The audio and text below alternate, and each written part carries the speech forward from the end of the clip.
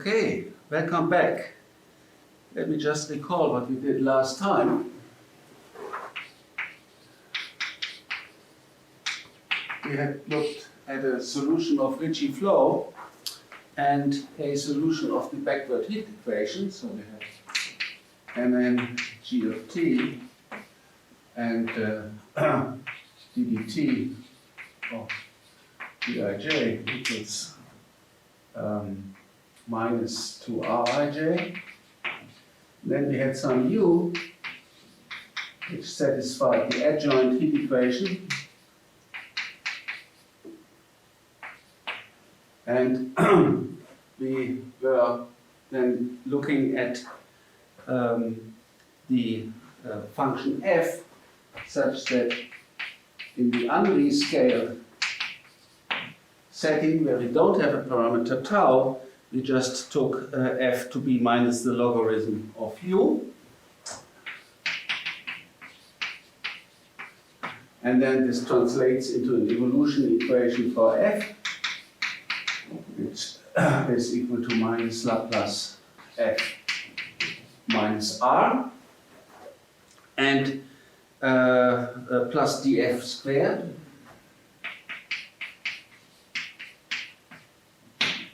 And we had then done the computation, first of all, that ddt of the entropy, integral of u log u, d mu over the manifold, with respect to the measure at time t, this was equal to minus integral gradient f squared plus r e to the minus f d mu, and this was then defined as the f functional of g and f by Perelman. And the lemma we had then proved with a longer calculation was that ddt of this functional itself, so that's one more derivative, if the metric satisfies Ricci flow and f satisfies this evolution equation up there, is something positive, namely the integral of the Ricci curvature plus the Hessian of f squared e to the minus f d mu. This was the calculation, and let's see what the interpretation of this inequality is. First of all, we note that this term here is of course exactly zero on the translating Ricci solitudes. So right hand side 0 is equivalent to Rij equals Rij plus di djf equals 0, and this in turn means that the metric G is a translating gradient soliton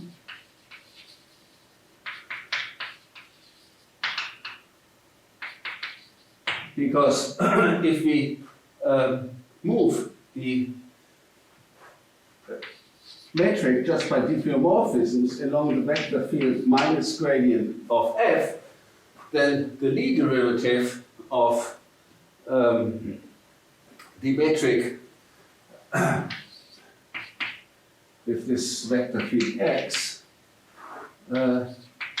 is just minus 2 di djf, which is equal to minus the Lie derivative is this, which is just equal to 2 times the Ricci curvature, and therefore we can realize the Ricci flow by just flowing along this vector field. Now, but this has another interpretation, namely with this formula we can see that actually Ricci flow has the interpretation of a gradient flow. And we can see this in the following way. So we start this here. So Ricci flow as a gradient flow.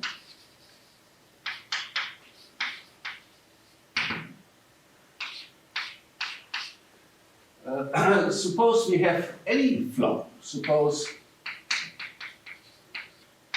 G of t is any family of metrics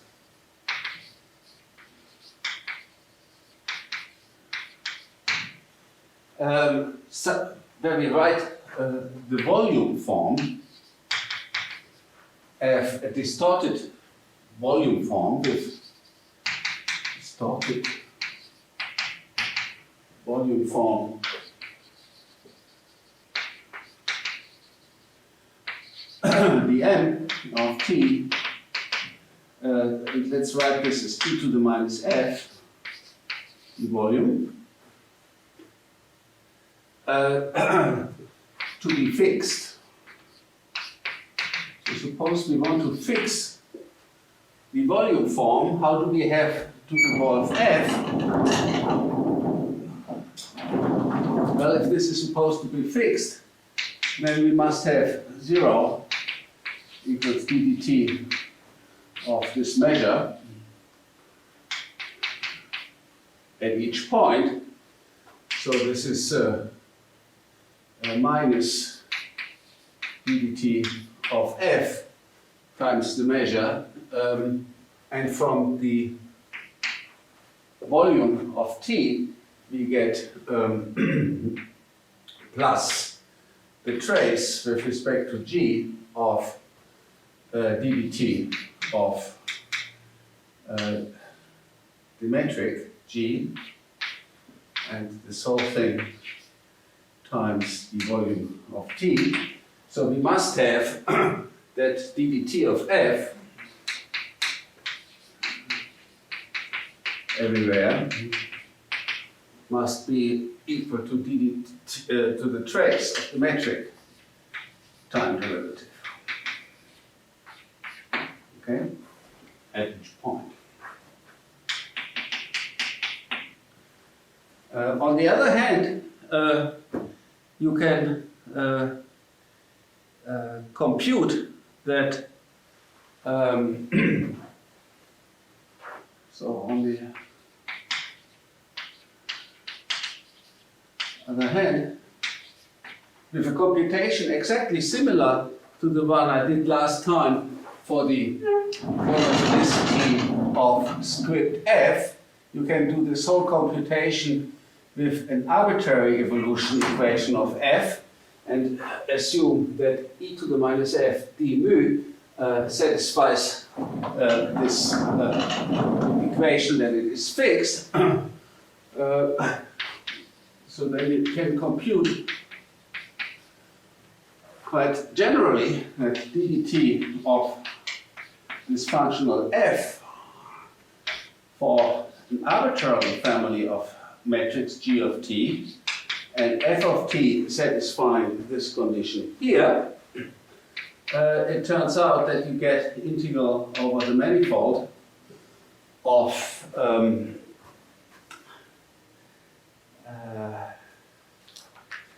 you get on the manifold, you get the product of minus the Ricci tensor minus di djf multiplied with the time derivative of the metric.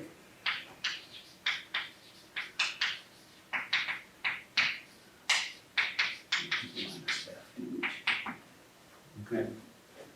That just turns out to be a general result for any evolution of the metric. And now you see, if you now want this to go down as fast as possible with respect to the L2 norm, with respect to this measure, then we are forced to move the metric exactly with this speed.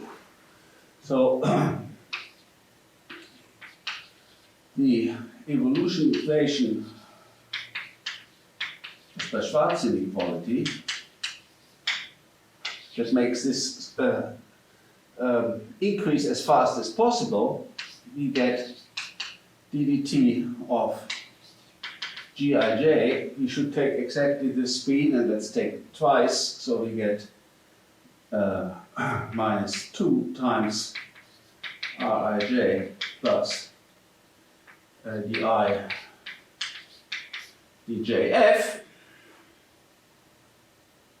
We should take this evolution equation, and then the condition that we get for f is, well, we need that ddt of f is equal to the trace of this, and the trace of this up to factor 2 is equal to minus Laplace f minus r. So if we take this evolution, then this is the gradient flow.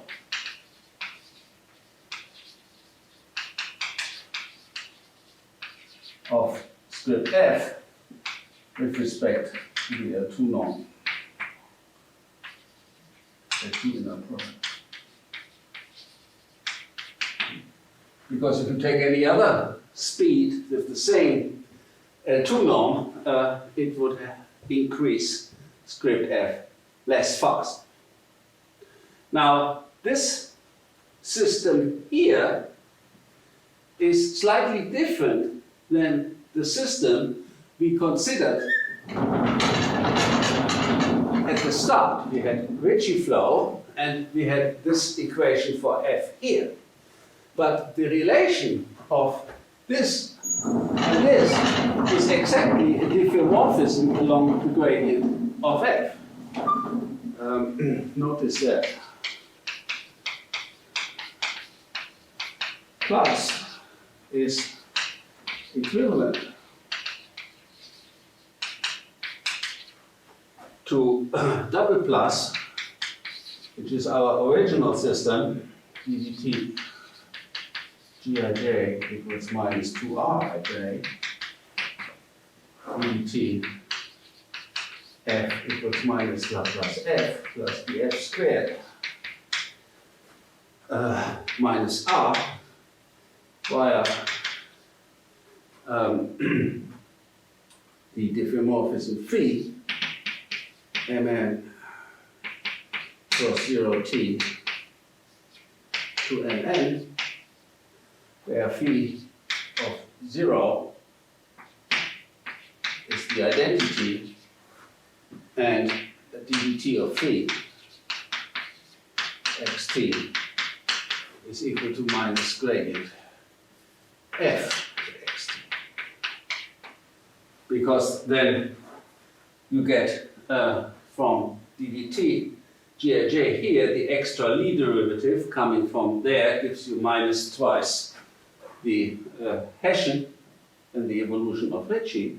And when you do the transformation in the direction of gradient f, then you get the gradient of f times gradient of f, which is exactly cancelling this term and leading to this equation. Okay, so,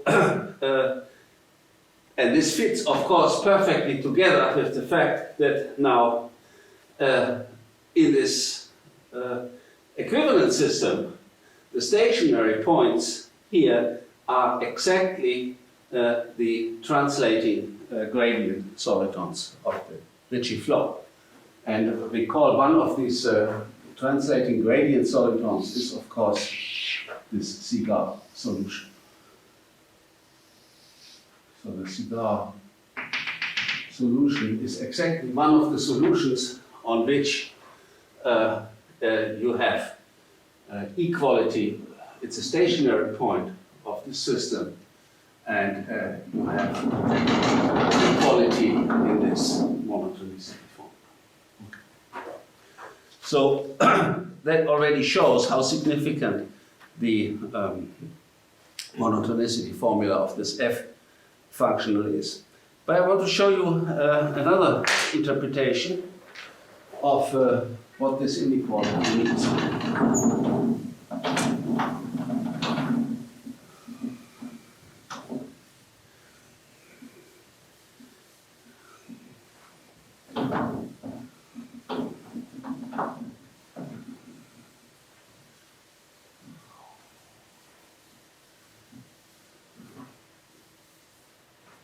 And that inequality, that interpretation, involves the eigenvalue of an operator.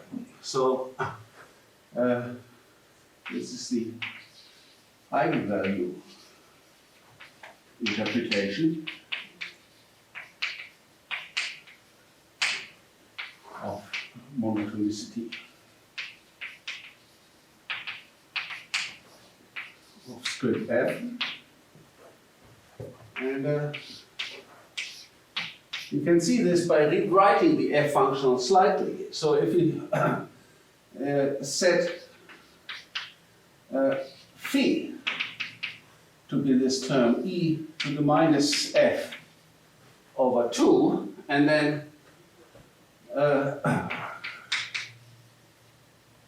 we can write script f of g on f to be equal to, this was integral of gradient f squared plus r times e to the minus f mu.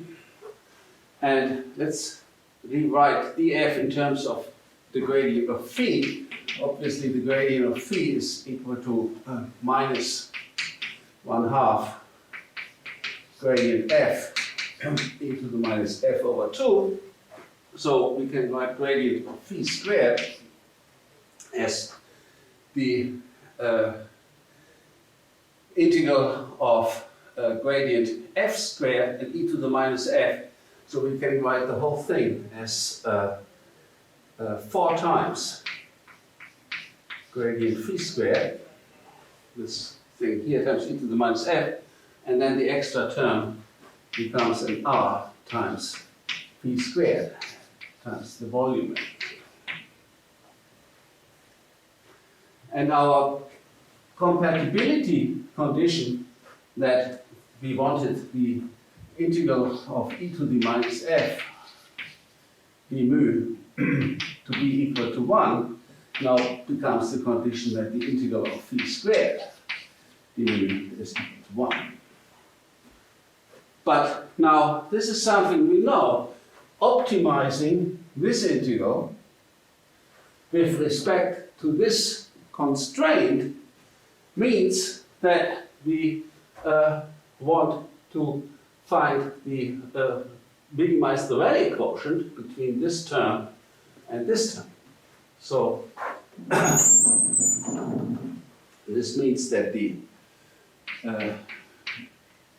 infimum of f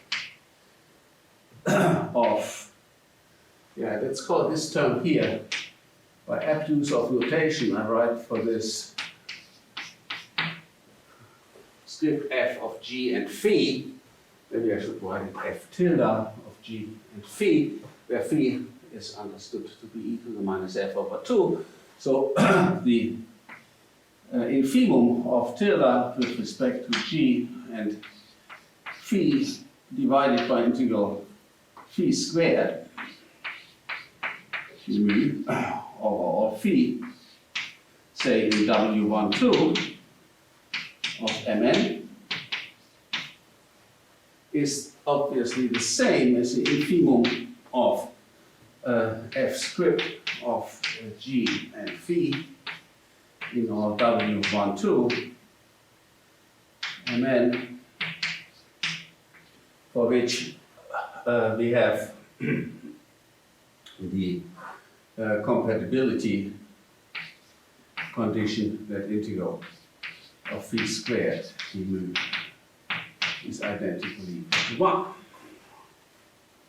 And this, of course, is the same as lambda.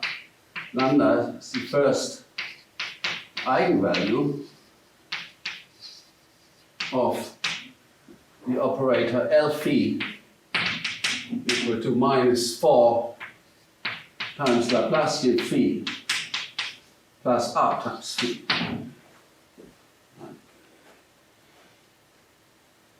That's exactly the characterization. The first eigenvalue of this operator is through this Rayleigh quotient. simple calculation shows. And actually this this eigenvalue is of course always attained. The lambda is attained since MNG is smooth and compact.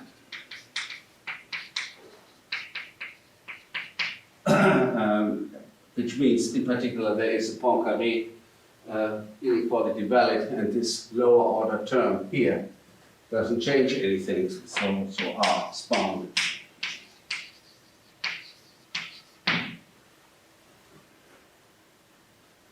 So we could have written, instead of the infimum, the minimum of this quotient, and there is such a lowest eigenfunction to this problem.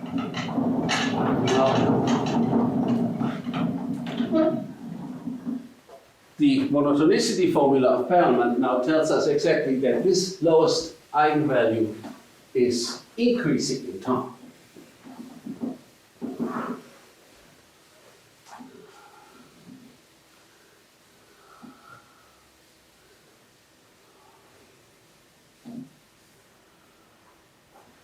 We get this corollary of Perelman's monotonicity formula. Lambda of t is increasing in time along Ricci flow.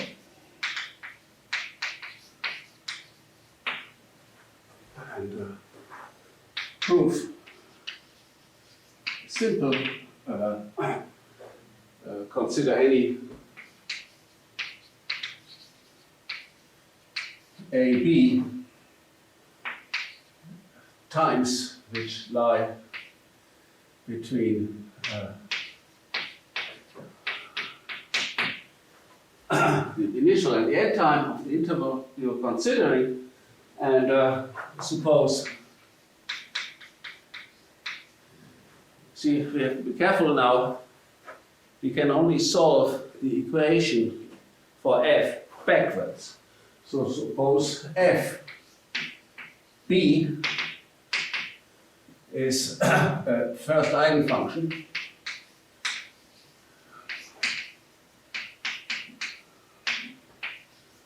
of first eigenfunction of L phi equals minus 4 Laplacian phi plus plus R, and phi equals e to the minus f over 2.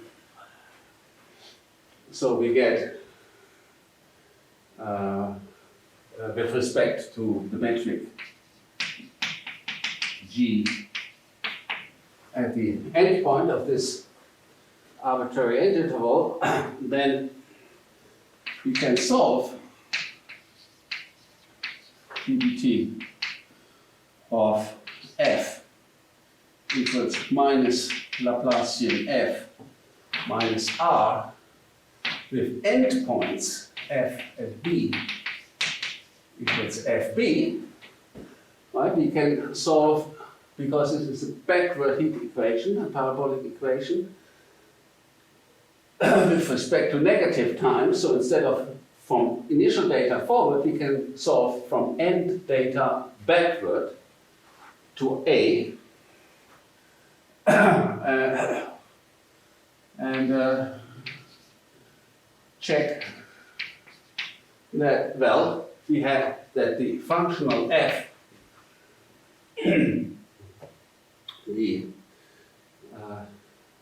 remember we had done this in such a way that first of all, that ddt e to the minus f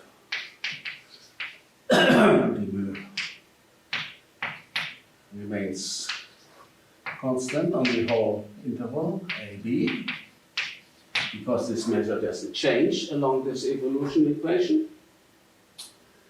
And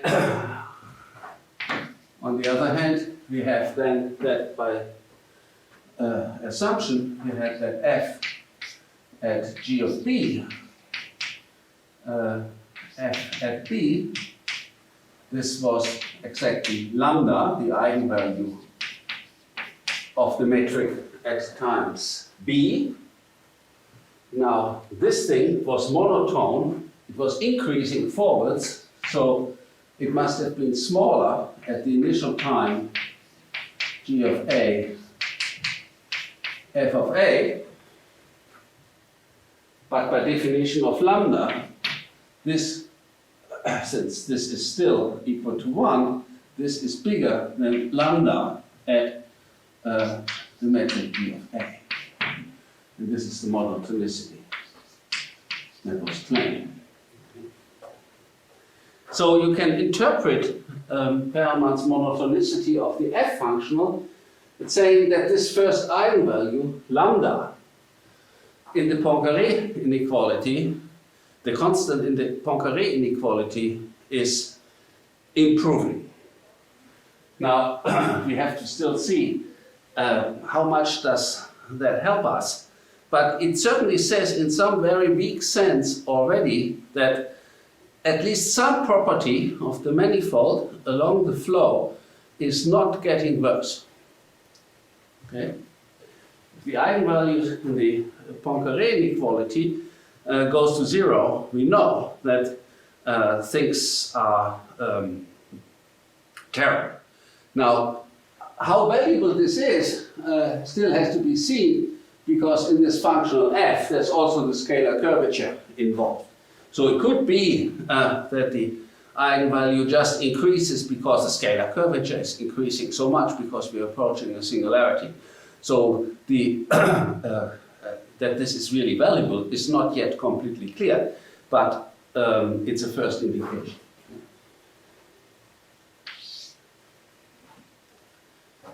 Okay, now we want to do everything I've done so far for the f functional. We want to do the same thing for the w functional, and then there will be an improvement in the w functional. The w functional can also be minimized over functions, and then the improvement of that eigenvalue means that there is an improvement in the logarithmic Sobolev inequality. And that turns out to be even more powerful. So for that purpose, let's recall what the w function is. We call it on any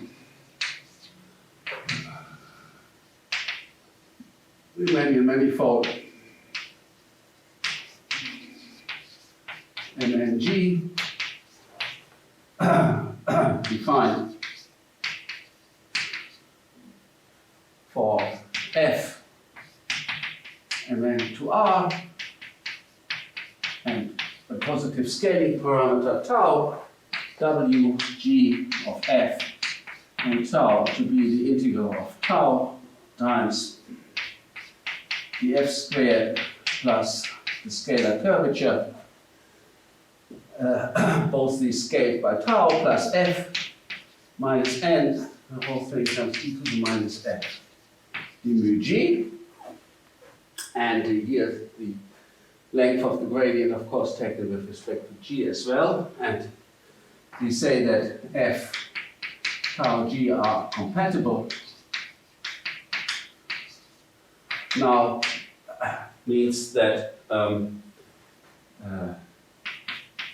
over 4 pi tau to the n over 2 e to the minus f integral the volume of G is equal to 1, and we often now work with this function u. This would be exactly the let's write it here. This guy here we would call u, and f therefore would be minus log of the rescaled u.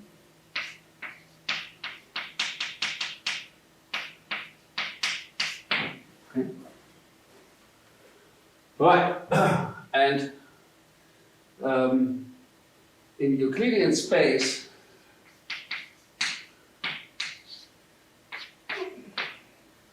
we would have W of delta of F tau equals 0 if F is equal to x minus x naught squared over 4 tau, in other words, on the logarithm of the heat kernel. That's exactly when this thing is 0, and and the inequality W delta F tau greater or equal to 0 is in Euclidean space equivalent to log Sobolev inequality.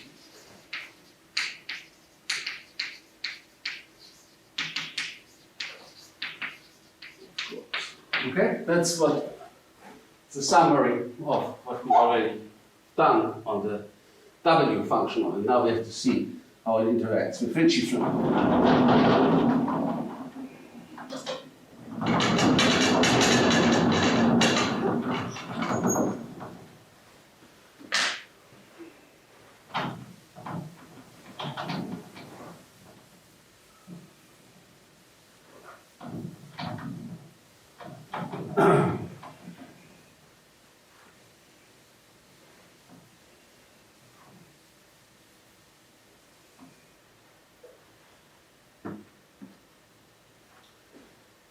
Okay, so now the connection to Ricci flow is now that we consider the system in a rescaled form. So proposition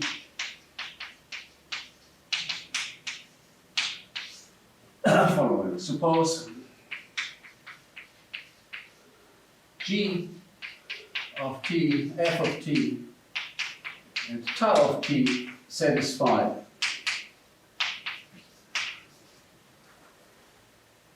this system, ddt of gij is equal to minus 2 times Ricci. So we have Ricci flow for the metric. We have ddt of f is equal to minus Laplacian of f plus gradient f squared minus r plus or minus plus n over 2 tau.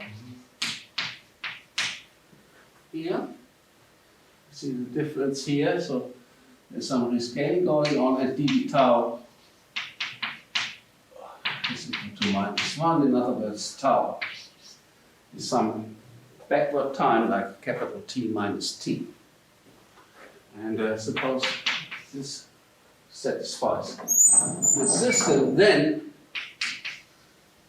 we get that ddt of w, g of t, f of t, tau of t turns out to be plus 2 tau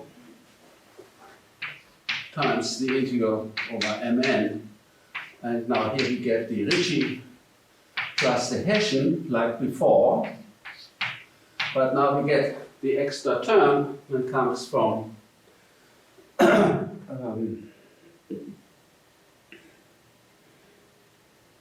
metric g over 2 tau squared times 1 over 4 pi tau over 2 e to the minus f.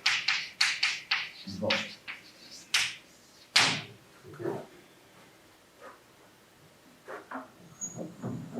So that's, in essence, it's the rescaled version of the monotonicity formula for the f function. And of course you have here now equality. This is greater or equal to 0, so it's increasing. It's already amazing, but you have equality exactly when the metric is a shrinking gradient sort. So equality, this inequality, says that Ricci plus Hessian is equal to the metric 2 tau, and this means exactly that the metric G is a shrinking rather than a translating, shrinking gradient soliton with vector field x equals minus the gradient of f. Now, again, this is not the system that we wrote down, so we have again that this system star is equivalent to a different system that we get by moving along the diffeomorphisms of the vector field x. So notice that star is equivalent via diffeos along phi, where phi at 0 is the identity, and ddt of phi is minus gradient f to the system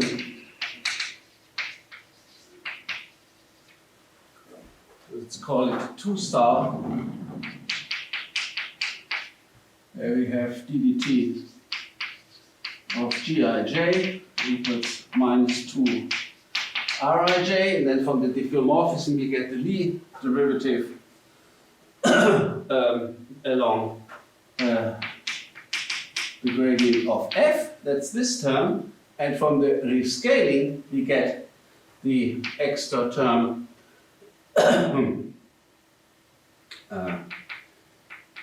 plus 2 gij over tau.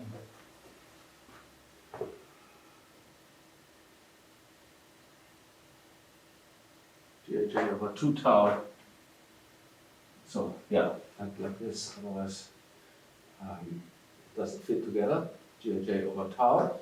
And we get ddt of f is equal to minus Laplacian of f. And then the gradient f squared gets taken away from the minus gradient f times gradient f, so we have minus r plus n over 2 tau, which is exactly 1/2 the trace of this as it should be.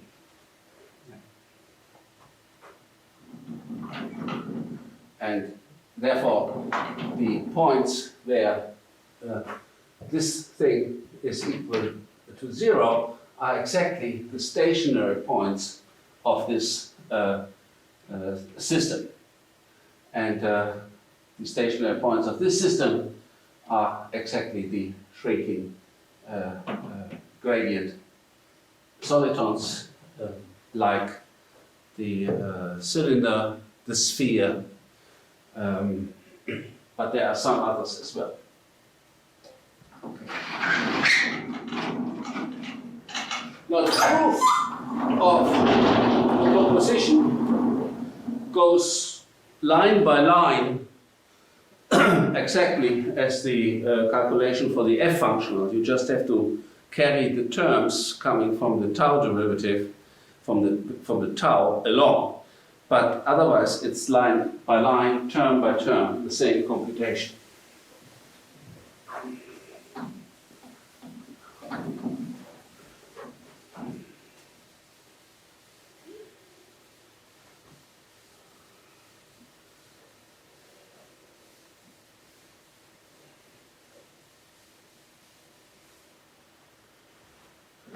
So, proof of proposition. Compute analogous C to f function.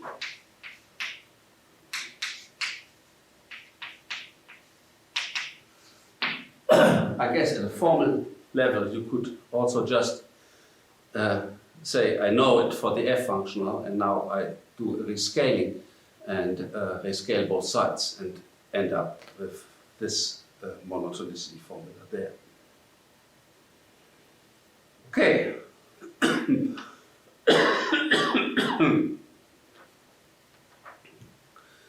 Now,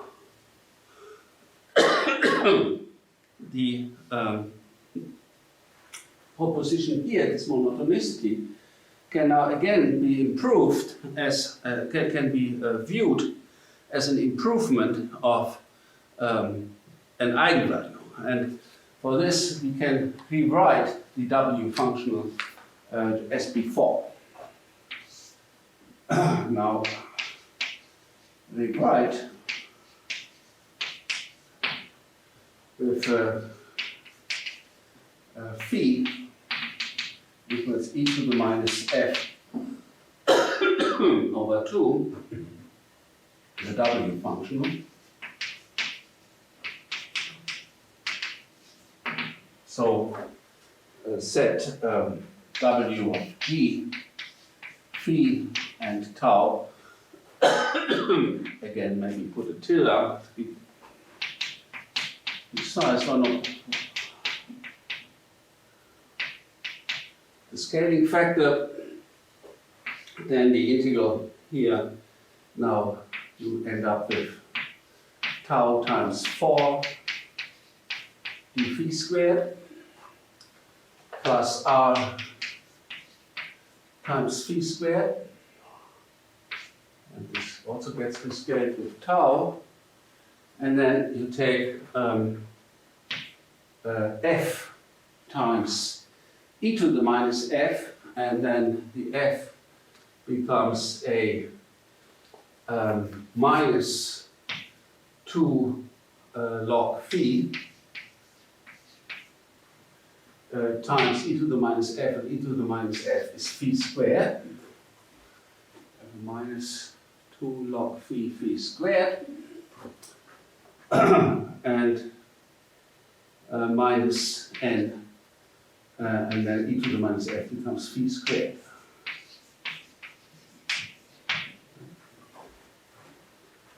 Okay, so this is again something that looks like a Dirichlet integral, rescaled, and then you have the logarithm term here. And now the claim that this is that the minimum is attained is no longer completely trivial. So compatibility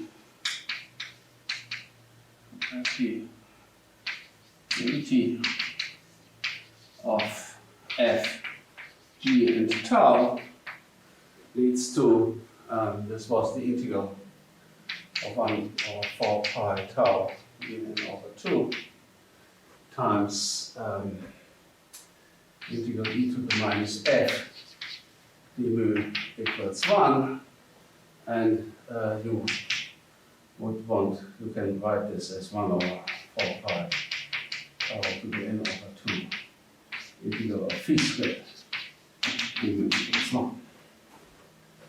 So now that you can minimize over phi and that the minimum is attained is no longer completely trivial. So we have to prove that.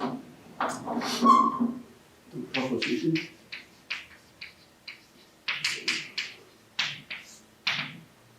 The if of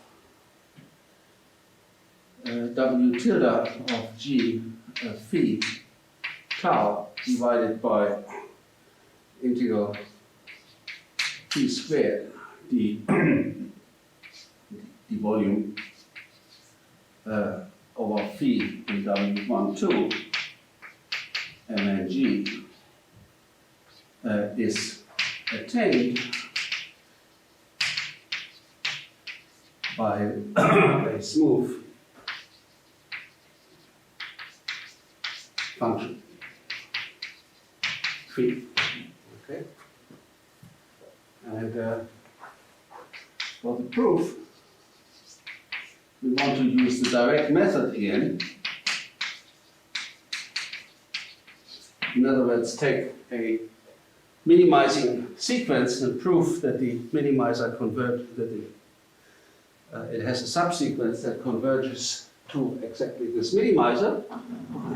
But for that to work, we first have to prove that W is bounded on those phis that satisfy this. So the first step, show that for integral phi squared the volume equal to 1, for example, or for equal to tau. Yeah, let's be precise.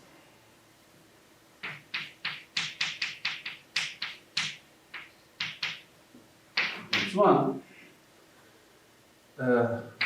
W of G phi tau is bounded below. Actually, you can show it's bounded below by something like 1 over 2 pi integral gradient phi squared the volume minus some constant that just depends on the metric and on n.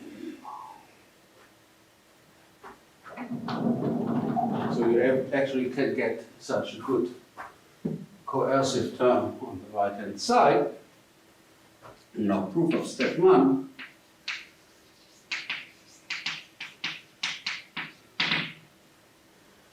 Well, let's look at the terms that are not so dangerous, and that's the, well, by rescaling,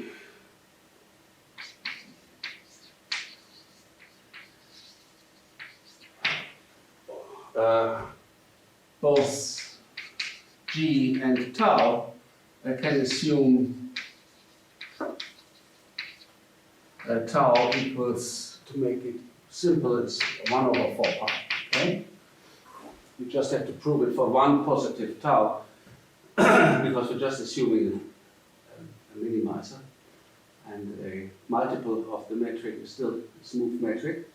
And then this term here becomes 1, and then we get that tau, so we have to look at 1 over 4 pi integral r p squared d mu minus n integral p squared d mu. Because r is bounded, I can pull this out by a constant, but integral phi squared was meant to be equal to 1, so this is certainly bounded below by a constant, depending on the bound on r by some constant depending on the metric and n. So these two terms here are completely harmless. The interesting term is the log term here. We have to see that this can be absorbed in the gradient phi squared term.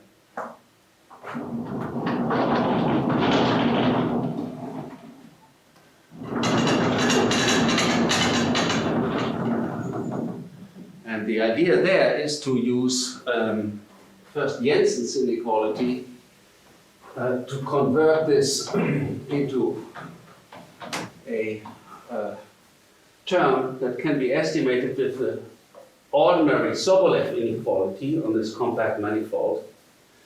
And the idea is that the Sobolev inequality gives us a whole power better than right. Here's phi squared, and there's gradient phi squared.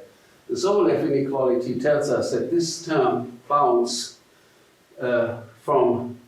is bounded below by some power of phi which is bigger than 2. So here we have power 2 and just a little bit, the logarithm, which is smaller than any power. So this term by Sobolev should be absorbed by this. We just have to do it technically carefully. So way to do it is we write the dangerous term that the integral of phi squared log phi v. This is what we want to bound. We write this as n minus 2 over 4 times phi squared of log of phi to the 4 over n minus 2. Right? This is just triviality. And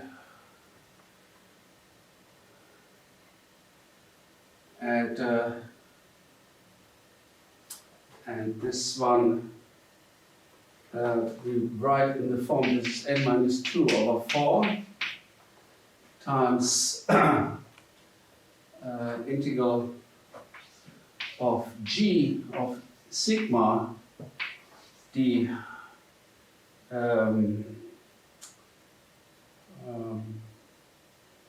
let's see, let's write this dm over mn, where dm is the measure of phi squared volume, and where the sigma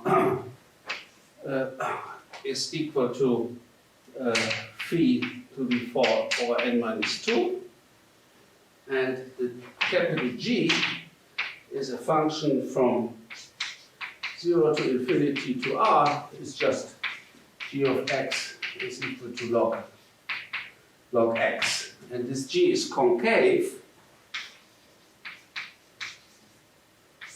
so we can apply Jensen's inequality to this function g.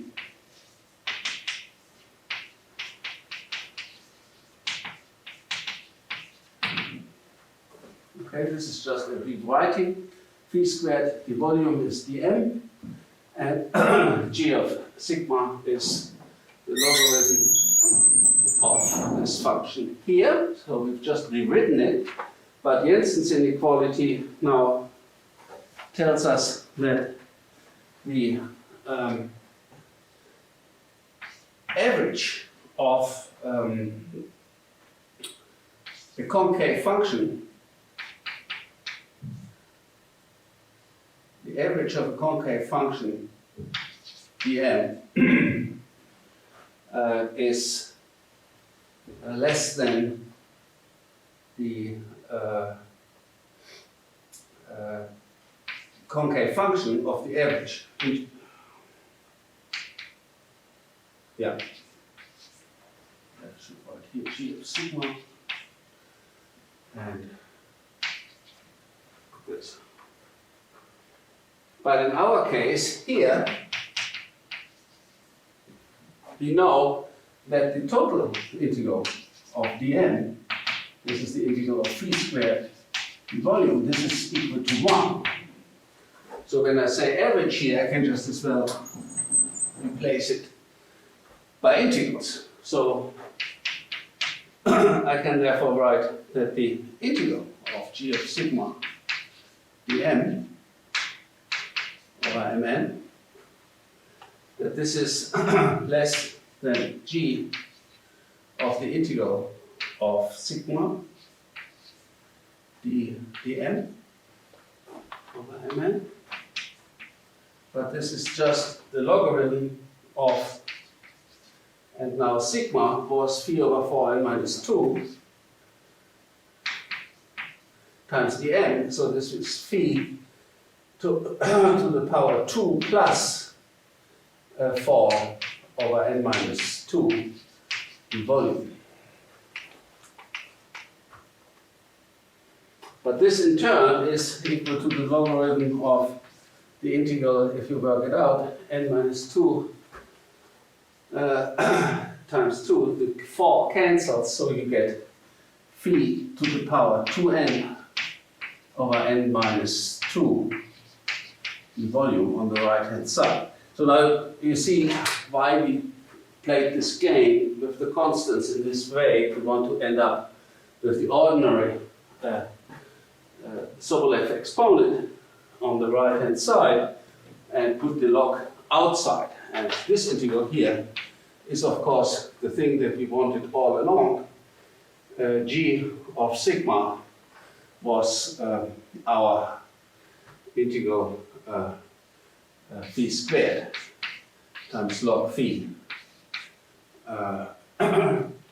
to the 4 over n minus 2.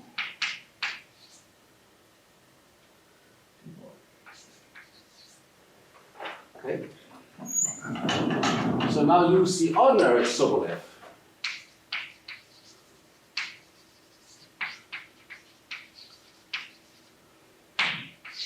Of course, we assume n is greater than 2, so we can write that phi to 2n over n minus 2 the volume mn is less than some constant, depending on the manifold, depending on the metric. The moment we are not so sophisticated, we just want some minimizer, so this really depends on the metric times integral gradient phi squared over mn. And there's another constant depending on g and n times integral phi squared, which is of course 1. Okay, so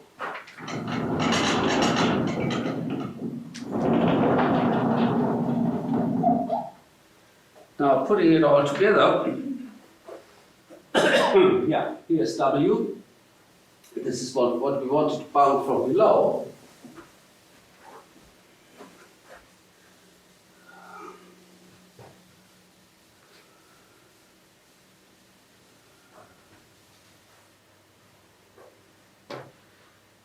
So, putting it all together, you get that W tilde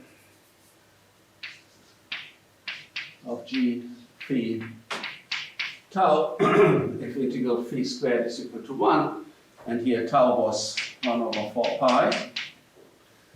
This is bigger than, and then from here we get, this is equal to 1, but here we get 4 over 4 pi, so we get 1 over pi integral gradient phi squared the volume, and then from the r and the minus n phi we had just a minus constant depending on g and n, and then from here we get a minus twice times, and now we insert integral phi squared was controlled by the n minus 2 over 4 times phi squared log 4n minus 2, and this was estimated by the logarithm of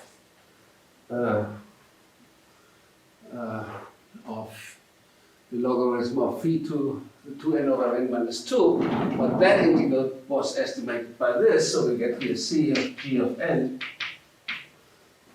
plus times integral d phi squared the volume, and then another term cg of n times 1, because the integral of phi squared is equal to 1. And now, since the logarithm is growing much more slowly than the linear term, we can estimate this by just a fraction, for example 1 over 2 pi times integral gradient phi squared, and put the rest into a constant. So we get that this is bigger than 1 over 2 pi integral gradient phi squared the volume of G, and then minus some constant depending on some other constant depending on CG and M. So that completes the first step. So the functional is bounded from below. But then take a second step, take a minimizing sequence,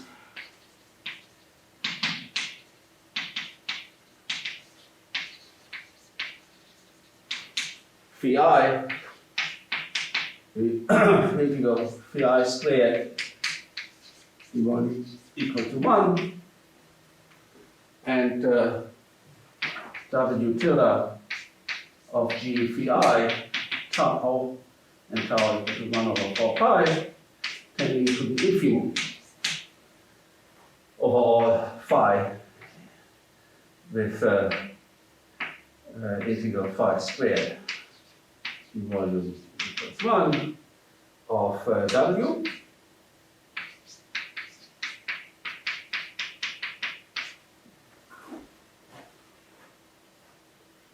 And then it's bounded, but at the same time, you get eventually, it must be, suppose this is equal to mu,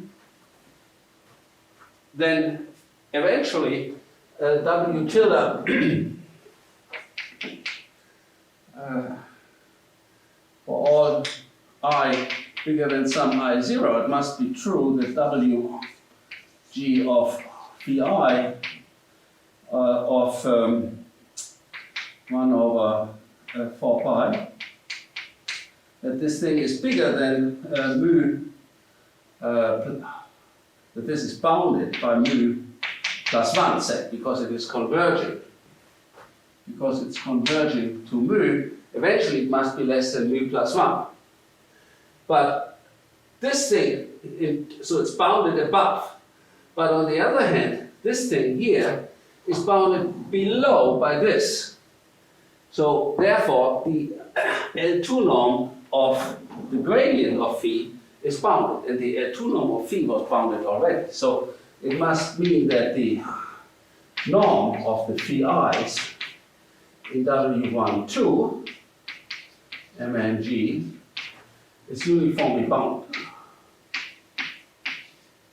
independent of I.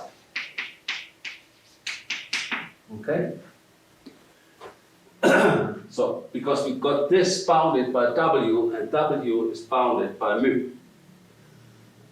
So, we get this bounded both in the L2 norm of the gradient and in the L2 norm of the function, and then subsequence converges weakly by Ricci in W1, 2, and Ricci strongly in L2. So the limit will have will be non-trivial, it has a 2 norm equal to 1 again, and the limit will be a weak solution of the associated PDE. It's an elliptic PDE, and then and everything on the right-hand side is bounded. So you get by Ricci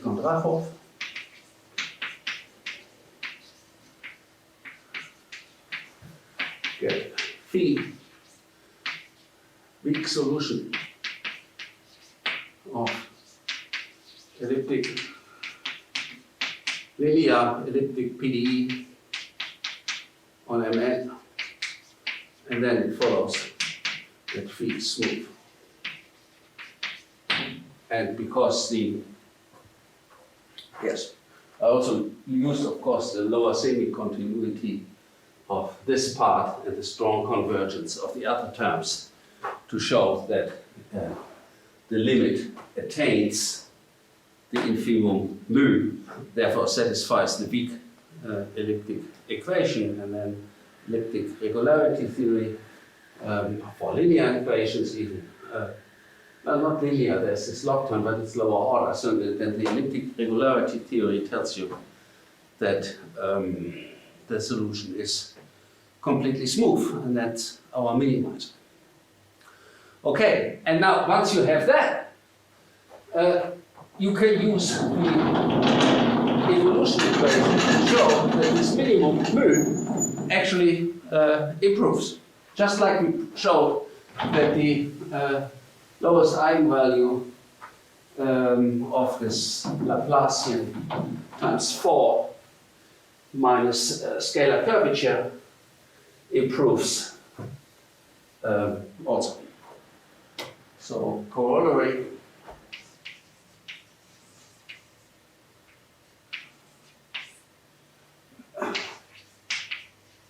if we define mu of tau is the infimum of W of G of tau F. Yeah, it should be precise. Mu of T and tau.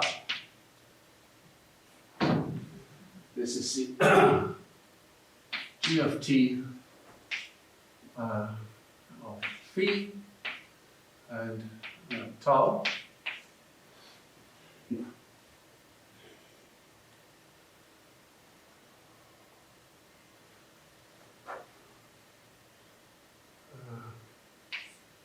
Where integral phi, yeah, right.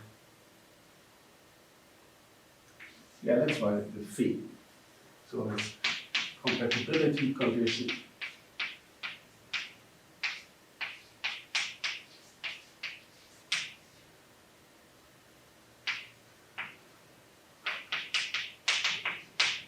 That's one. Increases.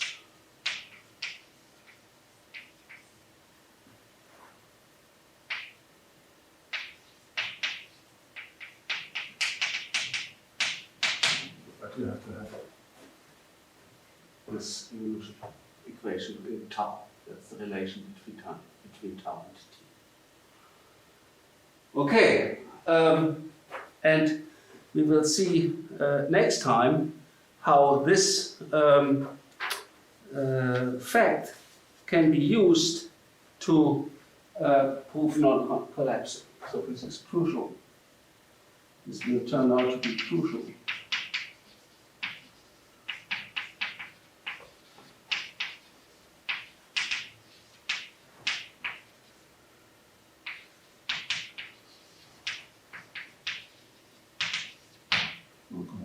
Okay.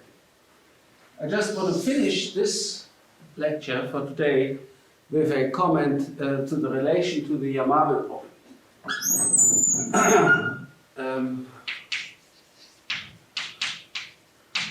Relation to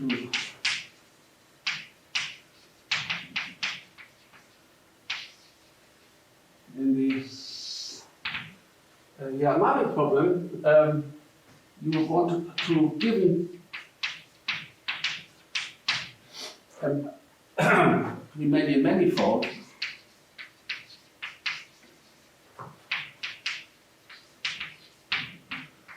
want to find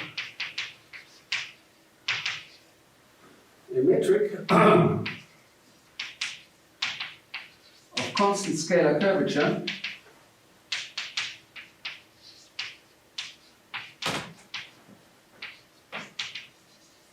in the same conformal class.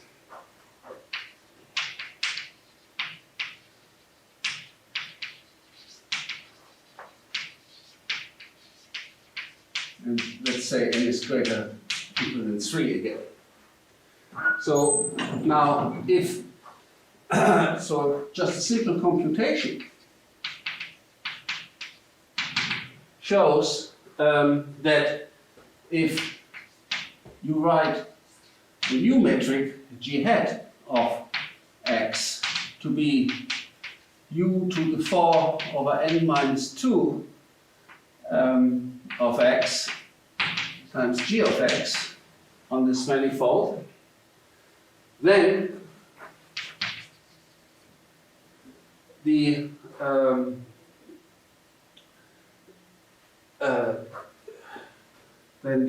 R G and R hat G hat satisfy a simple relation. Just have to see how the Christoffel symbols change and then how the derivatives of the Christoffel symbols change. And then you see that minus 4, I think it's 4n minus 1 over n plus 2 times the Laplacian of u plus, this is the Laplacian of the existing matrix, times u, gives you the scalar curvature of the new metric times u to the n plus 2 over n minus 2. This is the formula. I think I got the exponent right.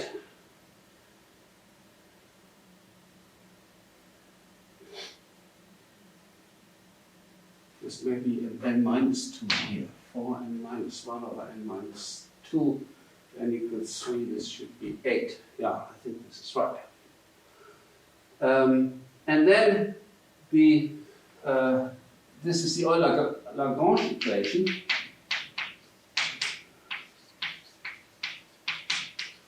Of an energy, which is very similar to the one we just considered, namely the energy integral 4 n minus 1 over n minus 2 times du squared plus ru squared mu g divided by integral u to the 2n over n minus 2 du g to the n minus 2 over n. Now, so you have to minimize this thing, and this is the Yamabe energy, and then you get this Euler-Lagrange equation, and you have to solve it. And once you have solved it, so if you let